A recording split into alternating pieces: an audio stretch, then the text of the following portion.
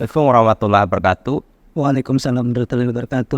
Selamat datang di podcast channel TJN. Hari ini kita kehadiran narasumber kita, dosen ekonomi Islam, Fakultas Ekonomi dan Bisnis Universitas Tanjung Bapak Abdul Mubarak, SE MA. Beliau salah satu dosen muda yang cukup gugah hari ini. Hari ini kita akan membahas tentang tantangan dan harapan bagi dosen yang ada di FEB Ulta. Bapak Abdul Mubarak selaku pemateri, saya selaku host akan berbincang tentang seputaran tantangan dan harapan bagi dosen, ya, khususnya kita dosen muda di FEB Untar. Kira-kira kendala dan peluang apa yang kita alami ke depannya. Untuk itu saya persilakan kepada Pak Abdul Mubarak. Oke, terima kasih Pak Supriyaman. Jadi ini sangat menarik ya sebenarnya judul yang harus kita bahas pada siang hari ini, bahwasanya tentang tantangan dan harapan sebagai dosen muda khususnya di lingkungan Fakultas Ekonomi dan Bisnis. Saya rasa tantangan sebagai dosen muda itu tidak bisa kita pungkiri ya, mengingat perkembangan teknologi dan banyak hal, apalagi sebenarnya tuntutan dari seorang dosen itu kan seperti yang kita ketahui bahwasanya ada 3 ya, ada tridharma perguruan tinggi itu ada 3, yang dimana ada pendidikan, terus ada pengabdian masyarakat, dan ada penelitian. Saya rasa pendidikan itu sudah menjadi tanggung jawab kita sehari-hari ya, yang dimana kita memberikan edukasi kepada mahasiswa, yang dimana di sini tantangannya sungguh sangat luar biasa ya, karena kita harus mengikuti perkembangan dari waktu ke waktu, yang dimana juga mahasiswa sekarang kan ya, lumayan up to date lah. Maksudnya saya lihat beberapa mahasiswa juga mulai kritis lah mengenai materi-materi yang disampaikan, apakah materi itu udah relevan dengan yang disampaikan atau tidak. Karena mungkin melihat dari kondisi dan kasus-kasus yang terjadi, sehingga dia melihat bahwa teori-teori yang disampaikan oleh dosennya itu kayaknya tidak relevan untuk saat ini, sehingga itu menambah wawasan bagi seorang dosen untuk menggali lebih jauh tentang materi-materi atau teori-teori apa yang relevan dengan kondisi-kondisi saat ini. Dan itu justru malah menjadi hal baik bagi seorang dosen, khususnya saya dosen muda ya, sehingga memberikan dampak positif untuk memacu saya pribadi untuk mempelajari hal-hal yang notabene itu up to date lah, atau hal baru dari kejadian-kejadian yang berkaitan dengan teori-teori yang saya sampaikan, khususnya mata kuliah yang saya ampuh. Selain itu berkaitan dengan pengabdian kepada masyarakat yang notabene tidak bisa kita pungkiri, yang dimana sebagai tugas seorang dosen, pengabdian masyarakat yang notabene memang seharusnya dilaksanakan tiap tahun ya. Dan alhamdulillah dari kampus sendiri, khususnya fakultas itu memang sudah ada dananya ya, dana DIPA untuk pengabdian masyarakat, yang dimana harapannya dari pengabdian kepada masyarakat ini kita memberikan kontribusi langsung kepada masyarakat, atau kehadiran kita itu memberikan dampak positif lah kepada masyarakat, meskipun tidak secara menyeluruh, tapi setidaknya ada beberapa kelompok-kelompok yang notabene bisa kita berikan edukasi maupun pengetahuan lah mengenai bidang-bidang yang kita miliki. Dan saya lihat juga beberapa dosen-dosen yang ada di Fakultas Ekonomi dan Bisnis itu ternyata banyak yang melakukan semacam kolaborasi ya. Jadi dia melakukan kegiatan PKM yang notabene itu berkolaborasi dengan fakultas-fakultas yang ada di Universitas Tanjung Pura. Dan itu sangat baik menurut saya.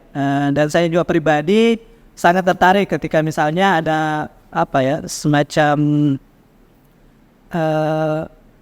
semacam ajakan lah dari dosen-dosen untuk notabene itu berkolaborasi. Tapi untuk saat ini saya belum mendapat itu. Jadi sejauh ini circle-nya masih dengan dosen-dosen dari Fakultas Ekonomi dan Bisnis yang selama ini sudah beberapa kali melakukan kegiatan pengabdian masyarakat, dan alhamdulillah saya lihat juga masyarakat itu sangat antusias ketika kita melakukan kegiatan pengabdian kepada masyarakat. Dan saya juga melihat beberapa senior yang notabene melakukan kegiatan pengabdian masyarakat itu sangat memberikan dampak positif. Salah satunya kegiatan yang dilakukan oleh Pak Bustami, yang dimana saya lihat dia memberikan kontribusi secara real, yaitu ekonomi di salah satu desa yang betul-betul dia kawal hingga saat ini, sehingga desa itu atau masyarakat di sana betul-betul mandiri dan bisa mendirikan sebuah usaha. Sehingga itu juga menjadi motivasi bagi saya, khususnya dosen muda, untuk bisa menjadi seperti beliau ya, atau lebih lah dari beliau. Nah, makanya selama ini ketika dosen-dosen senior melakukan kegiatan-kegiatan PKM, ya kami dilibatkan lah untuk bagaimana melihat kondisi-kondisi dan bagaimana penerapan pengabdian kepada masyarakat yang sesuai itu dengan Tridharma Perguruan Tinggi. Terus kaitannya dengan penelitian. Nah, penelitian ini menjadi PR semua dosen, bukan hanya dosen muda maupun dosen senior lah. Ya, bukan berarti ada gap antara senior dan junior, cuma ada dosen muda dan dosen senior itu sebenarnya berkaitan dengan penelitian. Saya rasa kalau saya pribadi tantangannya itu sangat luar biasa ya, karena kita memang dituntut untuk tiap tahun itu harus menulis sebuah artikel, yang dimana artikelnya harapannya itu bisa diterbitkan di jurnal-jurnal terakreditasi atau terindeks, mau itu Sinta maupun itu Scopus. Nah, cuma kendalanya ketika kita menulis, kadang hal-hal yang menjadi PR lah bagi saya ya. Ketika kita ingin memulai menulis, tiba-tiba ditabrakan dengan kegiatan-kegiatan yang ada di kampus, khususnya di fakultas. Ya, yang saya bilang tadi bukan berarti ada gap antara senior dan junior, tapi ketika ada kegiatan di kampus, mau tidak mau, ya dosen muda lah yang notabene harus terlibat, memang harus terlibat supaya dia tahu bagaimana sih cara mengelola kampus itu dengan baik, khususnya di fakultas. Nah, kadang tantangannya ketika ingin menulis itu tadi, bahwasanya ketika ingin memulai tiba-tiba ada kegiatan, ya maksudnya kaitannya dengan akreditasi misalnya atau kegiatan-kegiatan lainnya sehingga sudah tabrakan. Memang kita pribadi itu harus men-spare waktu ya. Jadi mungkin pandangan orang selama ini dosen itu kerjanya santuy-santuy atau santai-santai saja ya. Padahal kerjanya dosen itu 24 jam sebenarnya kalau kita mau menelaah secara lebih dalam. Karena kenapa? Karena yang itu tadi saya sampaikan bahwa dosen itu melaksanakan 3 tridharma, yaitu pendidikan, penelitian, dan pengabdian kepada masyarakat. Yang di mana itu memang butuh effort yang lebih jauh, ya. Mestinya lebih jauh di sini ya kita harus ya dari segi pendidikan lah. Kan nggak mungkin kita memberikan materi ya, kepada mahasiswa tanpa kita pelajari. Nah, ketika kita pelajari ya kita pasti butuh referensi-referensi yang notabene harus kita pahami juga.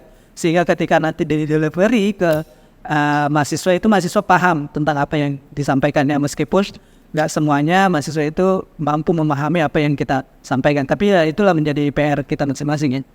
Sebagai dosen saya pribadi.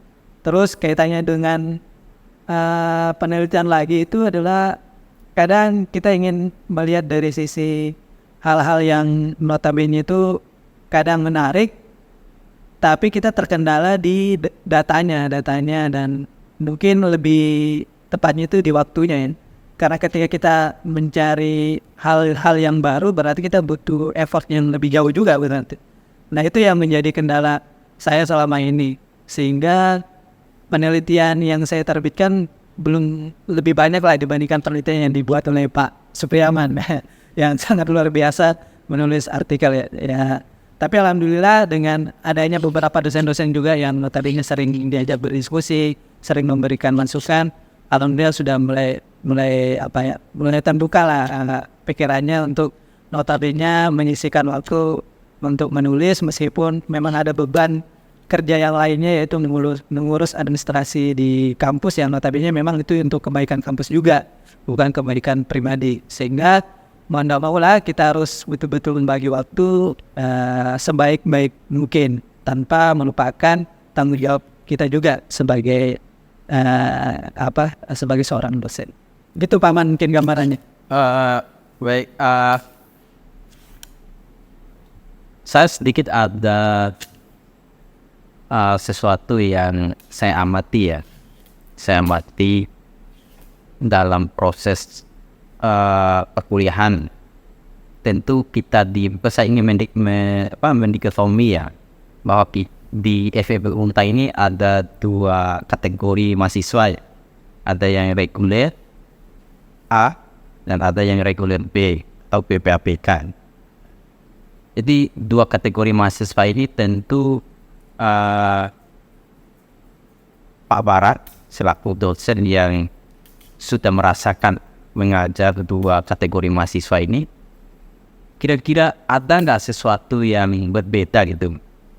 Saya dapat informasi bahwa yang reguler B ini kebanyakan mahasiswa yang sudah punya aktivitas pekerjaan. Kira-kira adakah tantangan sendiri bagi dosen di FEB Bintang ini menghadapi dua kategori mahasiswa ini dalam proses lebih dalam proses pengajaran pendidikan itu sendiri? Bagaimana menurut Pak Barat? Oke, kalau perbedaan ya antara mahasiswa reguler A dan reguler B, sebenarnya secara mungkin secara penglihatan kita selama ini ya, bahwa yang mendasari perbedaan antara reguler A dan reguler B itu kan dari ketika dia masuk ya di universitas itu aja sudah berbeda gitu. Bahwasanya mahasiswa yang reguler A itu kan memang bukan berarti yang reguler B itu nggak kompeten, tapi reguler A ini kan orang-orang yang notabene lulus ya secara secara administrasi, yang dimana dia melaksanakan yang namanya SBMPTN ya kalau tidak salah. Sehingga memang ini orang-orang yang terpilih lah bahasanya yang di reguler A. Sedangkan teman-teman reguler B bukan berarti dia tidak berkompeten, tapi mungkin belum rezekinya atau belum beruntung saja gitu, sehingga dia tidak bisa lolos di reguler A ataupun lolos di SBMPTN. Tapi teman-teman yang atau mahasiswa-mahasiswi yang reguler B ini kan melalui jalur mandiri ya, sehingga sering ditemukan bahwasanya yang di jalur mandiri ini rata-rata background itu atau latar belakangnya itu pasti memiliki pekerjaan. Sehingga inilah yang mungkin membedakan ya antara mahasiswa yang notabene betul-betul hanya kuliah dan betul-betul sambil kuliah sambil kerja. Sehingga teman-teman yang notabene di reguler A itu saya lihat itu lebih fokus lah, atau lebih mudah memahami ketika kita memberikan materi-materi atau pengantar mata kuliah yang kami ampu. Tapi kalau di reguler B, saya lihat itu memang tantangannya sangat luar biasa ya, karena melihat latar belakangnya tadi, bahwasanya dia dari latar belakang bekerja, meskipun tidak bisa dipungkiri juga ada yang notabene tidak bekerja, tapi selama saya ngajar, saya itu pasti menemukan kalau di reguler B itu pasti dia bekerja, sehingga dia membutuhkan waktu yang lebih banyak lah antara bekerja dan kuliah. Jadi membagi waktunya itu yang mungkin saya nggak tahu apakah sudah sesuai pembagian waktunya atau tidak, sehingga ketika saya mengajar di reguler B memang effortnya harus lebih jauh lah dibandingkan anak reguler A, karena mungkin kadang konsentrasinya buyar atau mungkin capek dan lain sebagainya, dan mungkin juga lagi putus sama pacarnya kan kita nggak tahu ya. Jadi banyak faktor lah sehingga mahasiswa itu tidak fokus dalam menerima perkuliahan atau menerima materi. Tapi secara overall kualitas antara mahasiswa reguler A dan reguler B sebenarnya itu sama saja secara kualitas. Mungkin karena latar belakangnya yang tadi, bahwasanya reguler A itu lebih banyak notabene betul-betul memang kuliah, sedangkan reguler B itu ada beban sebagai pekerja dan sebagai mahasiswa, sehingga perbandingan itu muncul ketika kita mengajar. Tapi ketika dalam menulis sebuah artikel atau saya lihat dalam mengikuti kegiatan MBKM, saya rasa melihat mahasiswa-mahasiswa sekarang itu sangat inovatif dan kreatif, mau itu dia reguler AA sama reguler B. Seperti itu, Pak. Baik, terkait ini lagi Pak Bara, saya melihat dalam proses kita mengajar dengan berbagai kategori karakter mahasiswa ya, yang ada di FEB pada khususnya, tentu kita menemukan sesuatu atau lain hal yang dalam perspektif kita sebagai seorang pengajar itu sangat dibatasi gitu, sangat dibatasi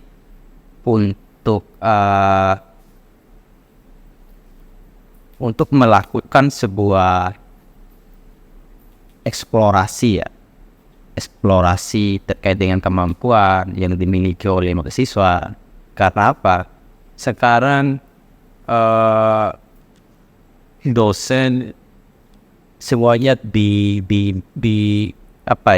istilahnya dibatasi. Sekarang banyak aturan-aturan yang harus ditaati oleh dosen. Kalau pada saat kita kuliah dulu itu dosen memiliki relasi saya besar gitu kan. Sehingga ketika menemukan mahasiswa di kelas yang tidak mengedepankan etika, ya dulu itu kita langsung dikeluarkan kan, tanpa ada kompromi atau apa.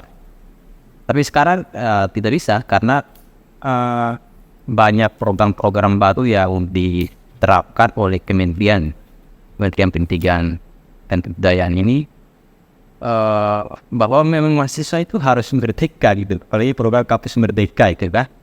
Jadi mahasiswa itu diberikan kemerdekaan untuk menentu dan mengembangkan potensinya. Ya, beda kalau kita dulu itu ya, ini pikiran paradigma dosen kita harus mengikuti pikiran. Sekarang itu tidak boleh dipaksakan kan. Sekarang ketika mahasiswa ingin makan di lapangan, ya tidak boleh larang. Itu sudah menjadi program dari pemerintah. Kira-kira fenomena semacam itu kira-kira apa sih tantangan buat dosen hari ini, khususnya Pak Bara lah hari ini yang menjadi narasumber kita, kira-kira seperti apa sih? Ya, mungkin ini lebih kaitannya dengan program yang dilaksanakan setiap semesternya ya, yaitu program Merdeka Belajar Kampus Merdeka.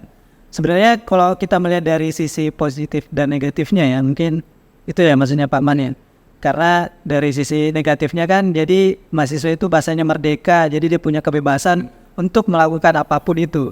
Ya sampai dia lupa dengan namanya attitude ya, atau sopan santun. Nah memang menjadi PR tersendiri ya bagi kita, atau menjadi tantangan tersendiri lah bagi mau itu fakultas, jurusan maupun prodi ya. Nah inilah tugas dari seorang dosen ya, bahwasanya itu dosen itu bukan hanya sekedar melaksanakan tridharma, tapi dia melaksanakan semuanya ya, termasuk mengenai sifat-sifat, bagaimana memahami sifat-sifat mahasiswa A, mahasiswa B, dan mahasiswa seterusnya. Apalagi kaitannya dengan program MBKM. Kalau saya sih melihat program MBKM itu sebenarnya yang dicanangkan oleh Pak Menteri, saya sih setuju-setuju saja ya. Cuma tergantung bagaimana output dan inputnya ya, itu kan yang mau dilihat kan. Apakah betul-betul ketika mahasiswa itu melaksanakan program Merdeka Belajar Kampus Merdeka itu betul-betul dia mendapatkan output yang baik, atau hanya sekedar melaksanakan kewajiban gitu. Kan ini yang menjadi permasalahannya. Jangan sampai ketika dia misalnya melakukan kegiatan magang, ternyata dia melakukan hal-hal yang notabene itu tidak sesuai dengan aturan-aturan yang ada di perkantoran misalnya. Contoh, di kantor itu kan sudah ada tatipnya lah, atau tata tertib yang dimana mahasiswa itu harus datang dari jam 7 sampai jam 5 misalnya. Tapi ternyata mahasiswa di sana selama magang itu datangnya jam 8 sampai atau pulangnya jam 4. Nah ini kan menjadi permasalahan. Dan ini juga menjadi catatan kan bagi kita, kok bisa, atau bagi perusahaan, kok bisa ada mahasiswa yang notabene magang, kok attitude-nya seperti ini, atau kok tingkah lakunya seperti ini, apakah memang di kampus itu tidak diajari gitu. Kan pertanyaannya itu, apakah tidak diajari. Padahal kita sendiri itu sebenarnya sudah menerapkan itu juga. Jadi kan kadang saya sendiri, dosen itu kan kalau mahasiswa terlambat suruh tutup pintu dari luar ya, karena kita sudah membuat semacam rencana pembelajaran semester, jadi ada aturan-aturan yang notabene itu harus ditaati oleh mahasiswa maupun oleh dosen.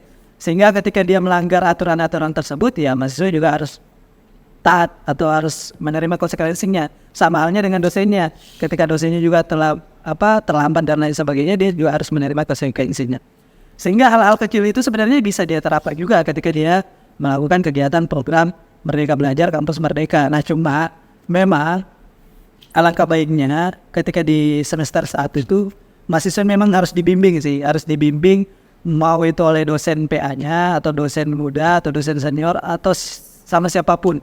Tapi kan kita yang punya andil itu ya, karena kita nanti yang mengeluarkan atau apa ya, kita yang akan meluluskan mahasiswa ini. Nah ketika kita yang meluluskan mahasiswa, gimana ketika mahasiswa ini keluar dia mempunyai kompetensi yang notabene itu memang layak lah untuk misalnya bekerja di sebuah perusahaan maupun bekerja di bidang-bidang yang lainnya. Mungkin seperti itu sih Pak Man, saya melihat kaitannya dengan Merdeka Belajar Kampus Merdeka. Terkait ini juga Pak Bara, saya melihat selama kita mengajar mahasiswa itu tentu berbagai macam sumber materi kita gali dan eksplorasi, tapi saya melihat kita ini juga perlu eksplorasi ya, atau menjembatani pikiran-pikiran dosen senior kita untuk kita sampaikan kepada mahasiswa melalui karya-karya dosen senior kita, melalui penelitian mereka, melalui karya buku mereka. Itu kan sangat membantu mahasiswa untuk terus memahami sebuah dinamika dalam sebuah ilmu pengetahuan, khususnya di kita di Fakultas Ekonomi. Itu sangat bagus menurut saya kalau bisa kita terapkan jadi hasil karya-karya itu. Apakah selama Pak Bara ya sudah jalan 3 tahun jadi dosen di sini, apakah ada tantangan dan ketika Pak Bara mengalami sebuah kesulitan referensi dalam menyampaikan sebuah ilmu pengetahuan kepada mahasiswanya itu, seperti apa sih tantangan Pak Bara? Oke, kaitannya dengan referensi ya Pak Man ya. Sebenarnya kan kalau sekarang ya, melihat kondisi sekarang ya, karena teknologi udah mulai berkembang ya, terus juga ada AI kan, maksudnya mahasiswa itu gampang mengakses semuanya lah. Jadi bagaimana kita tinggal, sebenarnya itu tugas dosen sekarang yang saya lihat ya, atau saya pribadi itu tinggal bagaimana mengarahkan mahasiswa agar misalnya dalam konteks referensi ya, dalam mengambil sebuah kutipan-kutipan atau referensi-referensi apakah relevan dengan apa yang dipelajari atau apa yang ditulis. Nah kaitannya bagaimana supaya tulisan-tulisan dari dosen senior ya bisa diterapkan ke mahasiswa yang di mana kita sebagai notabene menjembatani supaya ya biasanya kita arahkan mahasiswa itu untuk melihat tulisan-tulisan dari dosen-dosen senior ya. Apalagi kan sekarang gampang melacak ya tulisan-tulisan senior, cukup ketik di Google atau cukup masuk di Google Scholar. Jadi kita udah bisa melihat itu beberapa tulisan-tulisan. Jadi nanti mahasiswa tinggal melihat nih kira-kira misalnya kaitannya dengan kebijakan, saya cocoknya nanti mungkin bisa lihat tulisan-tulisan dari Pak Supriyaman misalnya, atau dari tulisannya Pak Mehmet misalnya. Kaitannya dengan ekonomi Islam, saya bisa lihat tulisannya Pak Ahmad misalnya, atau Pak Faisal dan lain sebagainya.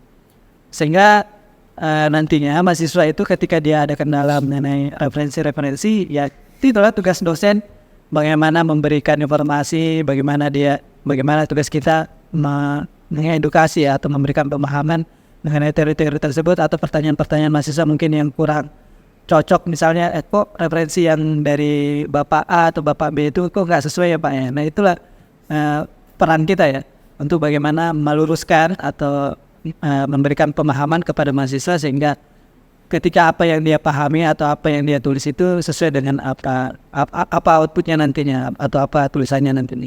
Nah yang sering kita temukan kan ketika dia presentasi ya. Nah itulah biasanya mahasiswa itu kadang lupa terlalu jauh mengambil referensi.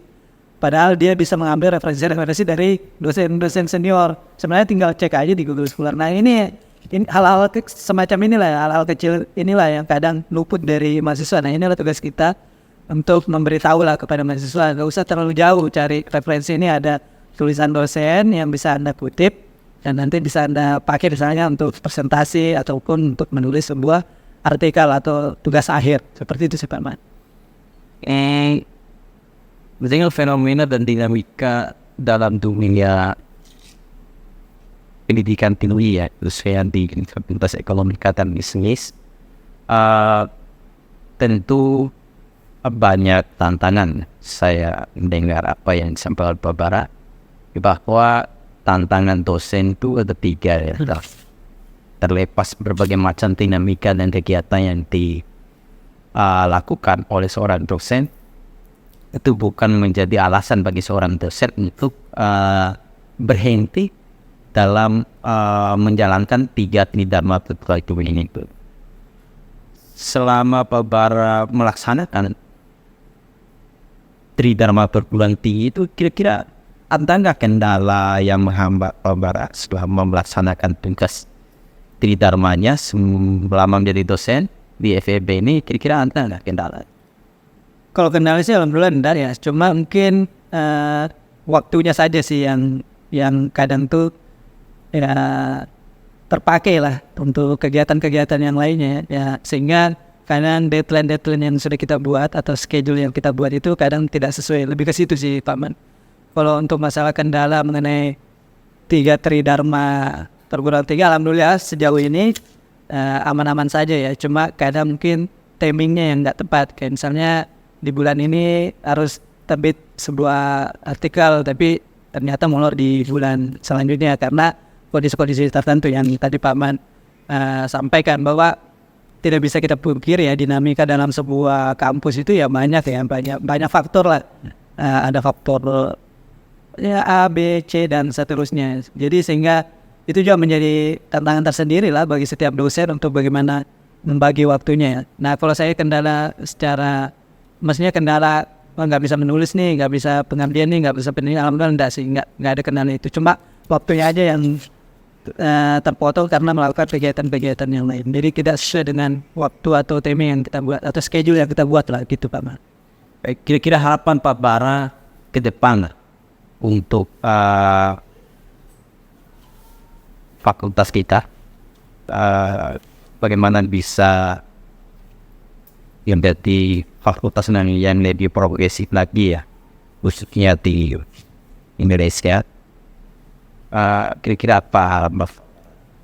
Mungkin kalau saya harapannya ya, karena Universitas Tanjung Pura itu adalah merupakan kampus nomor 1 ya di Kalimantan Barat, dan memang dari visi misinya FEB juga bahwa menghasilkan mahasiswa-mahasiswi yang bisa berkontribusi untuk provinsi khususnya, dan umumnya untuk nasional maupun internasional. Ya mungkin dari segi yang paling jadi PR sekarang itu kan tulisan-tulisan dosen ya. Jadi masih dikit lah tulisan-tulisan dosen itu yang bisa dijadikan referensi yang tadi Pak Man tanyakan. Sehingga harapannya dari fakultas, kita bicara fakultas ya karena FEB, harapannya memang ada dukungan lah dari dekanat atau dari fakultas untuk mendorong supaya dosen-dosen muda atau dosen-dosen senior lah untuk lebih banyak menulis artikel ya, karena itu kan juga menunjang IKU dari universitas ya. Dan saya rasa ketika nanti banyak artikel-artikel atau tulisan-tulisan yang notabene dihasilkan oleh dosen-dosen di fakultas, itu kan menjadi salah satu hal positif ya, atau salah satu hal baik, sehingga nanti kedepannya itu kita bisa bersaing juga dengan fakultas-fakultas atau kampus-kampus yang ada di Indonesia khususnya. Dan kalau mengenai pengabdian dan pendidikan, saya rasa itu memang menjadi tanggung jawab yang tidak bisa kita pungkiri dan tidak bisa kita lepaskan lah dalam kehidupan kita sehari-hari. Pendidikan itu memang sudah menjadi tugas kita sehari-hari, pengabdian memang kita harus laksanakan. Nah, cuma ini yang penelitian kadang luput dari masing-masing dosen, khususnya saya lah. Kadang tuh lupa nih, seharusnya terbit di bulan ini atau tulis di bulan ini. Kadang lupa karena faktor-faktor eksternal tadi atau faktor waktunya lah atau kegiatan-kegiatan dan lain sebagainya. Saya rasa harapannya itu sih Pak Man. Kalau saya lebih ke bagaimana mendorong dosen-dosen itu untuk banyak menulis ya. Kalau untuk administrasi ya alhamdulillah sejauh ini sudah jauh lebih baik ya. Tinggal ditingkatkan saja mengenai administrasi yang ada di kampus. Terus masalah fasilitas dan lain sebagainya saya rasa itu nanti lebih subjektif ketika saya menilai ya. Yang bisa menilai itu kan antara mahasiswa dan dosen mengenai fasilitas yang ada di kampus. Kalau saya menilai sejauh ini ya itu sudah cukup. Ya cuma perlu diperbaiki hal-hal yang kiranya memang harus diperbaiki dan perlu ditingkatkan kira-kira yang perlu ditingkatkan. Mungkin itu saja, Ivan. Baik, terima kasih Pak Abdul Mubarak. Waktu sudah menunjukkan akhir. Saya kira diskusi kita hari ini cukup luar biasa ya. Karena ini menyangkut tentang harapan dan tantangan bagi dosen. Khususnya kita dosen yang baru. Saya yang masih sangat baru. Pak Bara ini masih senior. Jadi mudah-mudahan di sesi selanjutnya kita bisa membahas topik-topik yang kontemporer, topik-topik yang menarik yang dibutuhkan oleh publik, sehingga kita bisa selalu berinteraksi ya dalam pada ini. Baik Pak Bara, terima kasih atas waktu dan kesempatannya. Saya akhiri. Wassalamualaikum warahmatullahi wabarakatuh. Waalaikumsalam warahmatullahi wabarakatuh.